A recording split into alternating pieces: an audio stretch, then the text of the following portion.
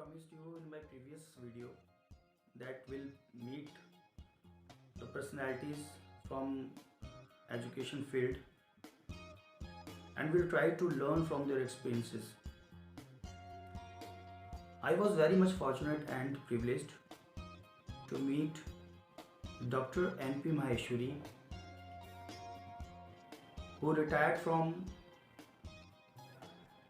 Higher Education Government of Uttarakhand as director a few years back, but still he is very active in his profession and social life. Doctor Maheshwari एक ऐसी personality है उत्तराखंड की और इतना rich experience है उनका।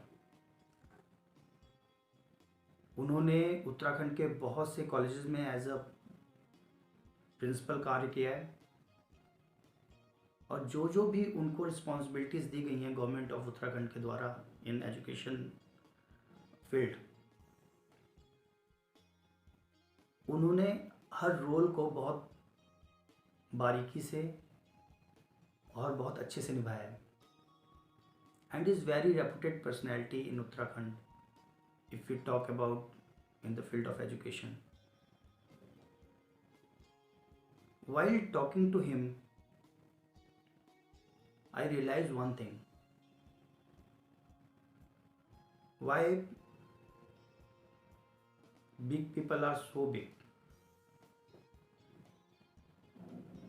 There is only one reason behind it.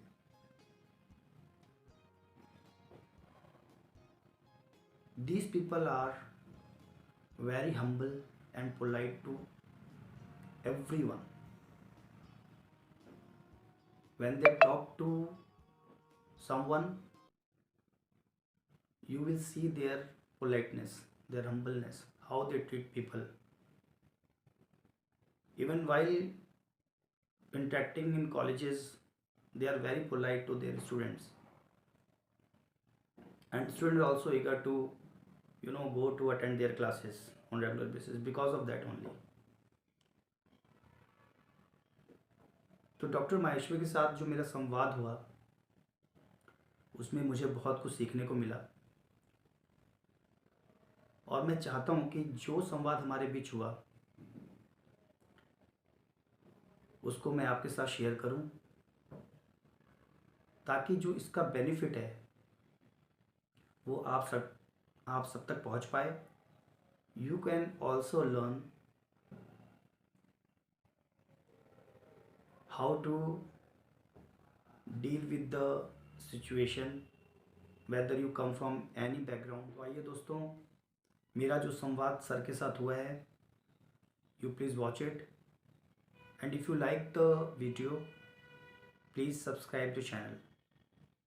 Thank you so much and happy learning.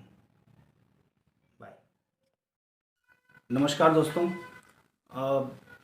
जैसे कि मैंने अपने प्रीवियस वीडियो में बताया था कि अपने चैनल के माध्यम से हम उत्तराखंड की ऐसी पर्सनैलिटी से जो कि हायर एजुकेशन में एक बहुत ही ऊंचा मकाम रखते हैं और उनका जो ओवरऑल एक्सपीरियंस है वो इतना वास्ट एक्सपीरियंस है कि we can learn so many things out of that. तो आज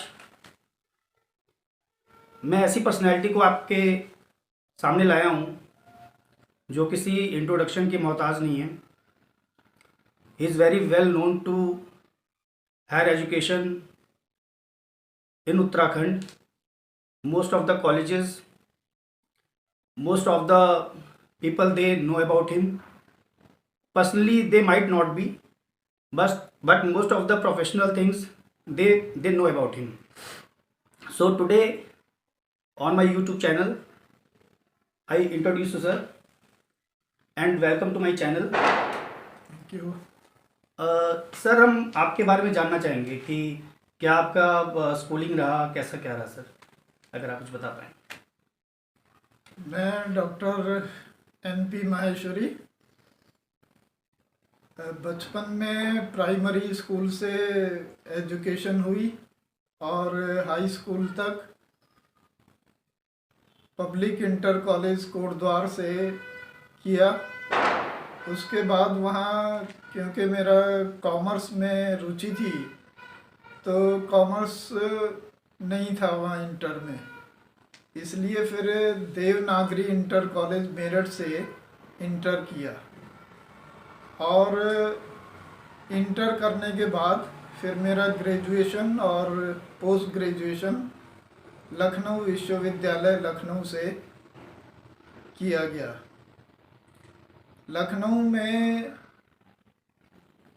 एम.कॉम अप्लाइड इकोनॉमिक्स से किया मैंने और मेरिट में मुझे स्थान प्राप्त हुआ।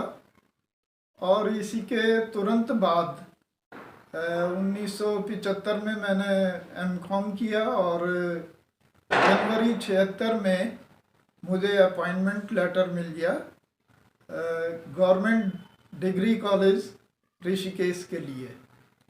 और उसी दिन मुझे हेमवती नंदन बहुगुणा विश्वविद्यालय से भी एडहॉक बेसिस पर अपॉइंटमेंट लेटर मिला था टेहरी के लिए। लेकिन क्योंकि परिवार में कोई भी सर्विस में नहीं था अब तक, तो ये राय बनी कि ऋषिकेश अच्छी जगह है और ऋषिकेश कॉलेज को मैंने ज्वाइन किया। तो सर जैसा आपका ये स्कूलिंग आपकी कैसी रही सर, कैसे कुछ स्ट्रगल रहा आपके इंटर तक या ग्रेजुएशन तक, ऐसा कुछ इकोनॉमिकली या फाइनेंशियली ऐसा कुछ रहा सर आपके जीवन में? क्योंकि आजकल के स्टूडेंट्स में ये सारी चीज़ें काफ़ी देखने को मिलती हैं कि लोग कई बार पैसे की वजह से नहीं पढ़ पाते हैं, ऐसा कुछ रहा इंटर सर? तक तो बहुत ही सामान्य विद्यार्थी था मैं और परिवार में भी कोई ऐसा पढ़ने लिखने का माहौल नहीं था, सभी बिजनेस में संलग्न थे। तो इस वजह से कोई फाइनेंशियल प्रॉब्लम नहीं थी और पढ़ने लिखने का बहुत ज़्यादा एनवायरनमेंट भी नहीं था परिवार में। लेकिन मेरे पिता चाहते थे कि अपने बच्चों को वो हायर एजुकेशन दें, उच्च शिक्षा प्रदान करें और इसी वजह से उन्होंने फिर मुझे मेरठ भेजा पढ़ने के लिए और उसके बाद लखनऊ विश्वविद्यालय भेजा। तो सर आज का जो एजुकेशन का जो सिस्टम है और जो आपके टाइम में जो सिस्टम था उसमें सर बेसिक डिफरेंस क्या है आपको लगता है? काफ़ी अंतर देखता हूँ मैं। हमारे समय में जो पठन पाठन था वो प्रायः क्लासेस अटेंड करने में और हम नोट्स वगैरह बनाते थे और उनसे फिर पढ़ाई करते थे और ज़्यादातर क्लासरूम और ब्लैक बोर्ड पर पढ़ाई होती थी। और अब हम देखते हैं कि ऑनलाइन काफ़ी बच्चे शिक्षा प्राप्त करते हैं और उसके टच में रहते हैं, जिसकी वजह से उनकी डिजिटल पढ़ाई पर अब ज़्यादा जोर रहता है। सर ये जो कोविड के टाइम में हमने देखा कि एजुकेशन सिस्टम पे उसका बहुत ज़्यादा इम्पैक्ट पड़ा। क्या आपको लगता है कि जो ऑनलाइन जो एजुकेशन की जो सर्विसेज दी जाती हैं और जो हम ऑफलाइन करते हैं क्लासेस, उसमें किसका इम्पैक्ट ज़्यादा रहता है सर? इफेक्टिव कौन सा? इफ़ेक्टिव तो क्लासरूम टीचिंग ही इफ़ेक्टिव है। लेकिन कोरोना जैसी जो महामारी थी उसमें ये ज़रूरी हो गया था कि ऑनलाइन टीचिंग कराई जाए और इस संबंध में मैंने शासन को ये सुझाव भी दिया था कि कुमाऊं मंडल और गढ़वाल मंडल में 2 ऐसे सेंटर बनाए जाएं और उनसे हमारे जो महाविद्यालय थे, राजकीय महाविद्यालय, उनको लिंक किया जाए और ऑनलाइन भी साथ ही साथ चले, जिससे कि अचानक अगर कोई ऐसी विपदा आ जाती है, आपत्ति आ जाती है, तो ज़्यादा परेशानी ना हो छात्रों को और उन्हें क्लासरूम टीचिंग के साथ साथ ऑनलाइन टीचिंग की ओर डाइवर्ट किया जा सके। सर, आज के परिप्रेक्ष्य में आप ये मानते हैं कि जितना भी टेक्नोलॉजी ड्रिवन चीज़ें आ रही हैं उसमें क्या जो आजकल के जो प्रोफेसर्स हैं वो तो फैमिलियर हैं, जो पुराने प्रोफेसर्स हैं क्या वो इतना ज़्यादा फैमिलियर हैं सर इस चीज़ को लेके? नहीं, पुराने प्रोफेसर्स को निश्चित रूप से दिक्कत आती है, लेकिन ये कहा जाता है कि जहाँ चाहा वहाँ रहा। अगर प्रोफेसर्स चाहें और कोशिश करें तो इस तरह की दिक्कतें दूर हो सकती हैं। और सर हमने देखा है कि आजकल स्ट्रेंथ तो क्लासेस में बढ़ी है, बट उस हिसाब से आपके पास टीचर्स बड़े लिमिटेड हैं। तो इसके लिए आप जब हायर एजुकेशन में थे तो आपने कुछ सुझाव वगैरह दिया होगा गवर्नमेंट को कि इसमें क्या किया जा सकता है? नहीं, उसके लिए ऑलरेडी नॉर्म्स बने हुए हैं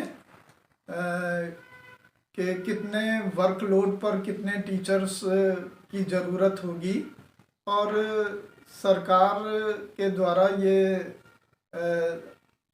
देखा जाता है कोई भी नया महाविद्यालय खोलते समय कि वहाँ कौन कौन से विषय प्रारंभ किए जाएं और उसके अनुरूप पदों का सृजन किया जाता है और अपॉइंटमेंट किए जाते हैं।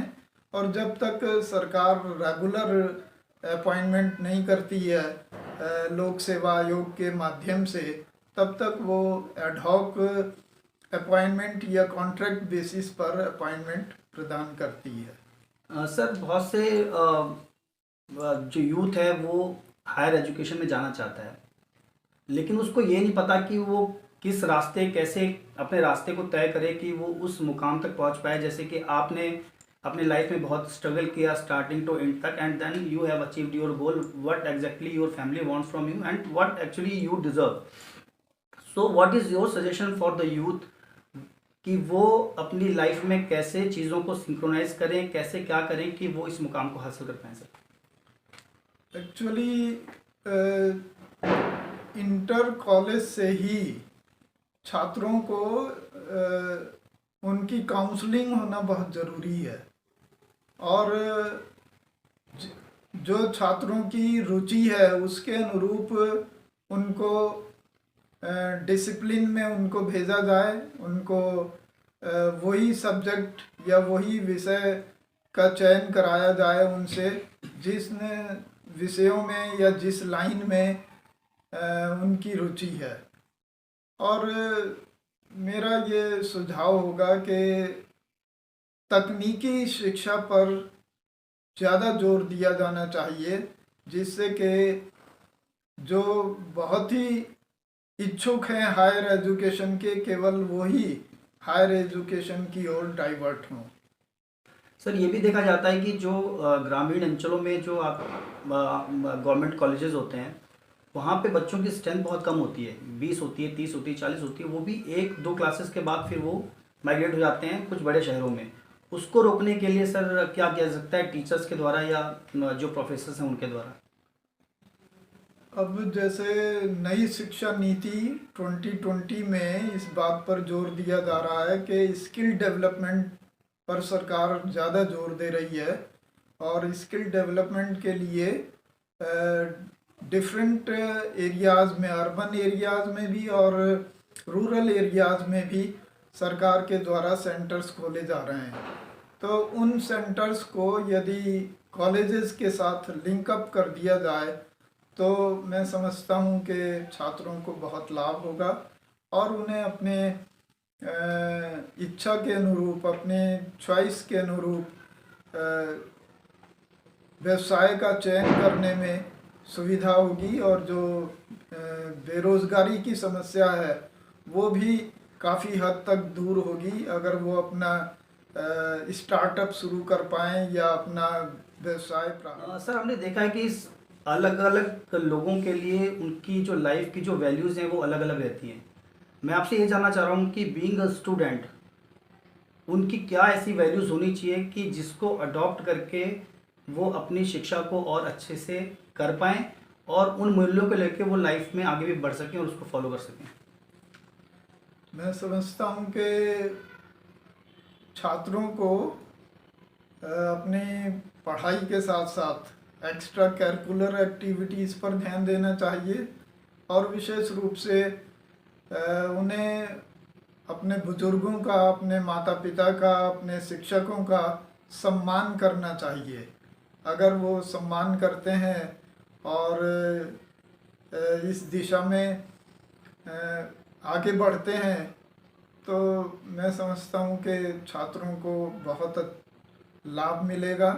और ऐसे छात्रों के साथ जो बहुत ही नम्र होते हैं स्वभाव से और अपने शिक्षा के साथ साथ बुजुर्गों का और अपने गुरुजनों का आदर सम्मान करते हैं, तो शिक्षक भी उनके लिए हमेशा प्रयासरत रहते हैं। ऐसा मेरा अनुभव है।